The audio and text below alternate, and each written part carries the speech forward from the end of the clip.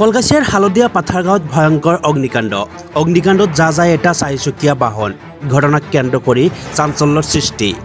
বৰপেটা জিলাৰ কলগাছিয়া আৰক্ষী থানাৰ অন্তৰ্গত হালদিয়া পাথাৰগাঁৱত নিশা প্ৰায় 10:30 বজাত সংঘটিত হয় ভয়ংকৰ অগ্নিকাণ্ড।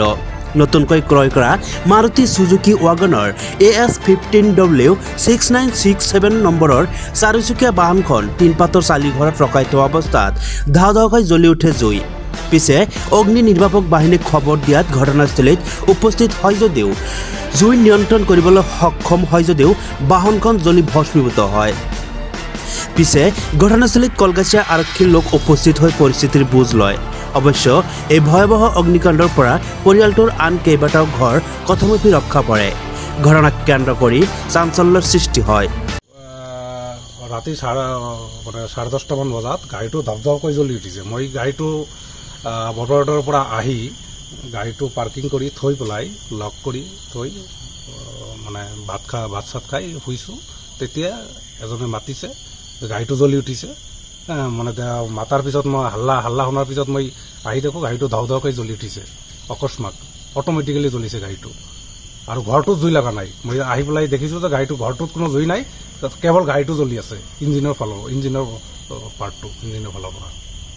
জুই নুমোৱাৰ পিছত মানে হাল্লা চিল্লা হ'ল, পাব্লিকক মাতিলোঁ। পাব্লিকে আহি সহায় কৰি জুই নুমোৱাৰ চেষ্টা কৰিলে। তাৰপিছত ফায়াৰ ব্ৰিগেডক আমি ফোন কৰিলোঁ, আৰক্ষী চকীত ফোন কৰিছোঁ। তাৰপিছত সিহঁতে আহিছে, তাৰপিছত জুই নুমাবলৈ সক্ষম হৈছে পাব্লিক আৰু ইঞ্চুৰেঞ্চ কমিটিয়ে তেনেকৈ একো গুৰুত্ব দিয়া নাই। আমি গাড়ীটো লৈছোঁ ভাৰতী মটৰ্ছ বঙাইগাঁৱৰ শাখাৰ পৰা, বঙাইগাঁৱৰ বৰপেটাৰ শাখাৰ পৰা। ৱাগনাৰ VXI গাড়ীখন লোৱা হৈছে 9 মাহ হৈছে। গাড়ীটো একেবাৰে ব্ৰাণ্ড নিউ গাড়ী, নতুন গাড়ী। আৰু গাড়ীখন অনলি আপোনাৰ 4000 কিলোমিটাৰ ৰান হৈছে। থাৰ্ড ছাৰ্ভিচিঙো হোৱা নাই এতিয়ালৈকে। ৱাৰেণ্টি একেবাৰে ব্ৰাণ্ড নিউ গাড়ী, এটা স্পটো নাই গাড়ী। এই ঘটনাটো হোৱাৰ পিছত মই জনাইছোঁ, শ্বৰুমত জনাইছোঁ। সিহঁতে ভালকৈ গুৰুত্ব নিদিয়ে। সিহঁতে মানে কয়, মানে অনলাইনত কৰিব কৈছে, এইটো কয়। আকৌ ৰিপৰ্ট আনি গাড়ীটো নিজৰ খৰচেৰে বঙাইগাঁও লৈ যাব বুলি কয়। বৰপেটাত আনিলে নহয়। News desk report, any live.